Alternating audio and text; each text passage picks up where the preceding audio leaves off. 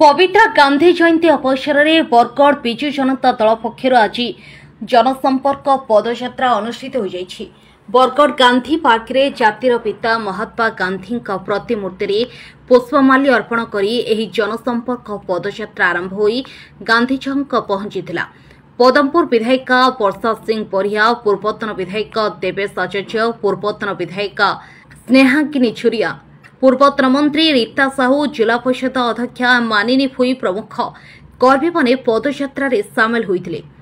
चलित पदयात्रा रे जनसाधारण पाखकु जाई बीजेपी सरकार देइथिबा मिथ्या प्रतिश्रुति विषय जणाइबे। निर्वाचन पूर्व मालमाल प्रतिश्रुति देइथिबा बेले वर्तमान मालमाल प्रतारणा देउथिबा पूर्वतन विधायिका स्नेहांकिनी छुरिया प्रतिक्रिया रखिछन्ति। 300 यूनिट पर्यंत बिजुली बिल छाड़ 3100 टंका धानर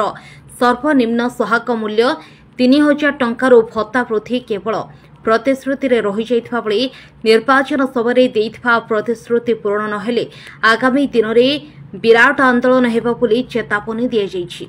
आज पवित्र गांधी जयंती अवसर में प्रत्येक वर्ष भाया विजु जनता दल तरफ जनसंपर्क पदयात्रा आयोजन कराई। चलित वर्ष आम गोटे नुआ भूमिका अवतीर्ण हो साधारण लोके गत निर्वाचन में आमको विरोधी दल भूमिका देले से दायित्व को आम सठिक भाव में निर्वाह करने आज कार्यक्रम करूँ। विगत साधारण निर्वाचन में भारतीय जनता पार्टी जहाँ जहाँ प्रतिश्रुति देती से धानर सहायक मूल्य वृद्धि कथा हो, भत्ता कथा हो, सुभद्रा कथा हो किंबा जहाँ जहाँ से प्रतिश्रुति बिजुली दर कथा जहाँ प्रतिश्रुति देते से पालन कर विफल होती ये कथा को लेकर साधारण लोकों पाक आम जाऊँ एवं लोकों को अवगत करने चाहूँ कि सरकार गोटे लोकों को ठकिकी सरकार गठन जहाँ प्रतिश्रुति देता अक्षर अक्षर पालन करूँ। ए संपर्क में साधारण लोकों को अवगत करार हूँ आज जनसंपर्क पदयात्रा कार्यक्रम मुख्य उद्देश्य। महात्मा गांधी के स्वच्छतार वार्ता देते से स्वच्छतार वार्ता के अनुसरण कर सब जगह स्वच्छता कार्यक्रम कर 24 वर्ष सरकार जेन कचड़ा रही साफ करूँ। शुणु मुझे स्पष्ट भाव में कहूँ गोटे साधारण व्यक्ति हिसाब से कहूँ राजनैतिक व्यक्ति हिसाब से कहवाई चाहे ना विगत 24 वर्ष भितर आम कम कलु ना बोली साधारण लोके आमको विरोधी दल बचैले ता मतलब यहाँ नुहे जे जड़े क्षमता को आसब एवं 24 वर्ष एम किसी करना बोली आम कि करूँ ना यहाँ कौट यही प्रश्नर उत्तर से देवे कि रास्ता घाटे झाड़ू धरिक सफा करदे निजर भितर जो दुर्नीतिर दाग लगी से पलैज ना। भारतीय जनता पार्टी भारत वर्षर जिते दुर्नीतिग्रस्त नेता डरे धमके पार्टी में सामिल करा से सफा करूँ।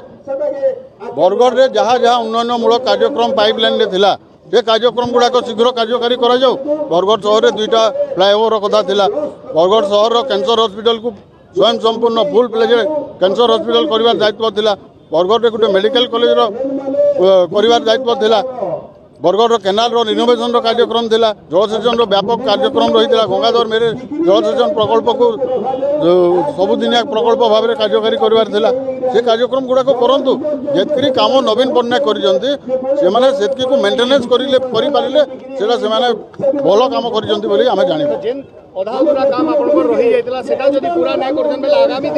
आगामी दिन में बरगढ़ कैंसर हॉस्पिटल जदि स्वयं संपूर्ण कैंसर हॉस्पिटल करा न जाए सरकार द्वारा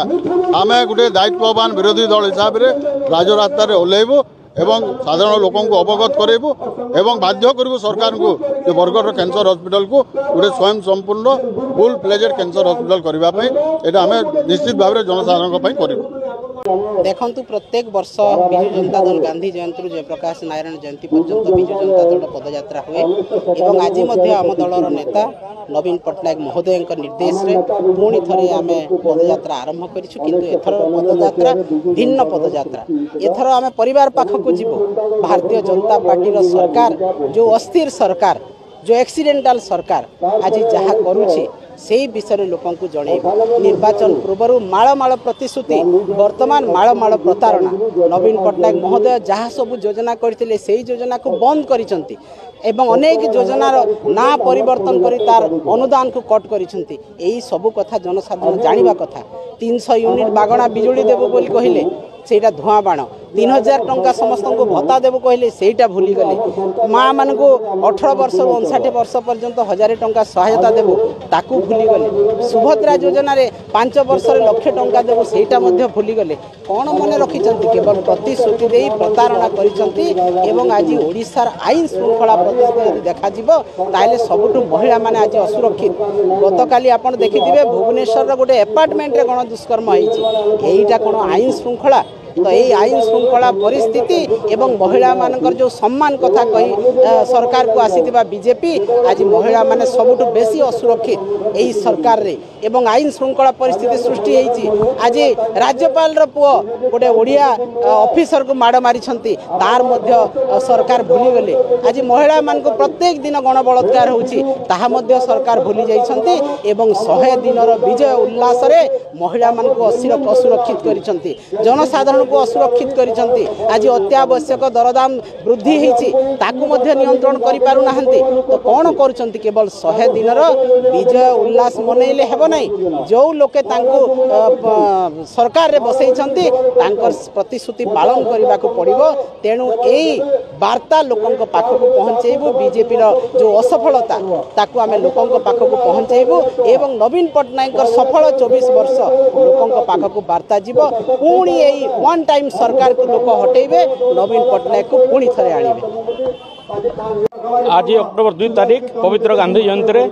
आम सब वर्ष भागी एथर आमर मान्यवर सभापति नवीन पट्टनायक निर्देश क्रमे आज गोटे पदयात्रा चली है यहाँ शहर रु गाँव रु शहर के जाकर लोगों को सचेतन करवार के पदयात्रा पूर्व सरकार नवीन पट्टनायक सरकार को सुशासन उपरे आउ यहाँ जेन जुमला सरकार चली है जेन मिथ्या देकर लोक नहीं से सरकार माने जेनटा अपकर्म अकर्म जेन सरकार से तार विरुद्ध रे लोक को जनसचेतन करवार छे सेटा 300 यूनिट बिजली हो 3000 टका भत्ता हो कि 1000 टका प्रति महिला को हो कि सुभद्रा योजना रे लोक ठगी 5000 टका लगे से रूप रे हो लोक को सचेतन करवार छे आगामी दिन रे इटा के नहीं करी जनसाधारण को नहीं करी ये बहुत जोर इधरे गोटे आंदोलन सृष्टि हवा। आज आमर बरगढ़ रे आमे माने पदयात्रा आरंभ कलु बरगढ़ डिस्ट्रिक्ट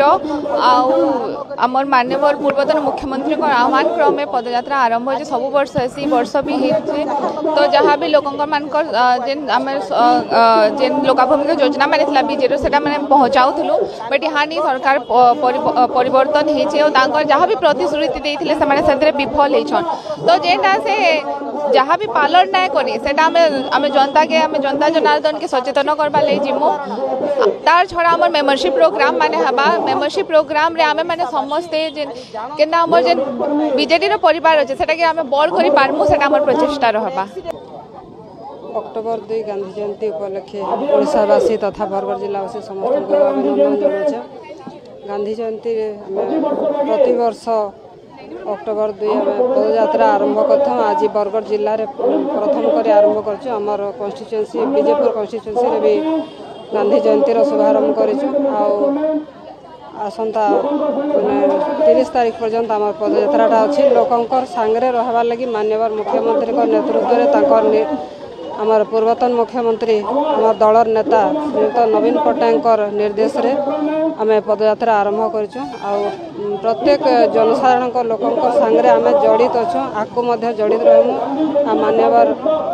श्रीयुक्त नवीन पट्टनायक निर्देश रे नेतृत्व में आम ओडिशा को आगू नमु निश्चित भाव में आगामी दिन में आउे आम नवीन सरकार आसबे आमर ये संग्राम जारी रहे। बरगढ़ सुचित बेहेरा रिपोर्ट ओडिशा समाचार।